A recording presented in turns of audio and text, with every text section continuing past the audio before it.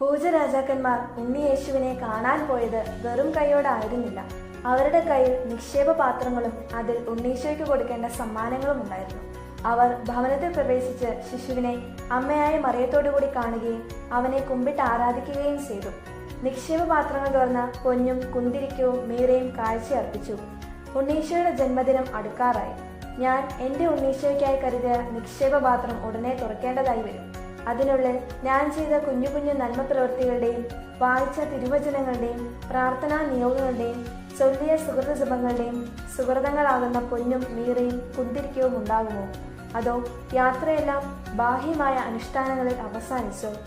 ഉണ്ണീശോയെ കാണാനുള്ള ആഗ്രഹത്തോടെ, ഹൃദയത്തിൽ ഉണ്ണീശോ പിറക്കാനുള്ള തീവ്രമായ ആഗ്രഹത്തോടെ ഇനിയുള്ള യാത്ര തുടരാം.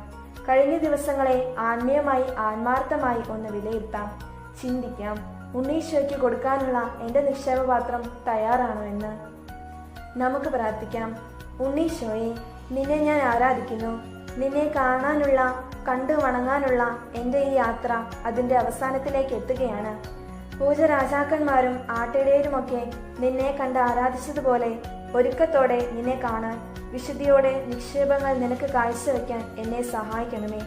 ഇന്നത്തെ എൻ്റെ എല്ലാ പ്രാർത്ഥനാ നിയോഗങ്ങളെയും സഫലമാക്കണമേ. ഈശോ നിങ്ങളെല്ലാവരെയും സമൃദ്ധമായി അനുഗ്രഹിക്കട്ടെ. ആമേൻ.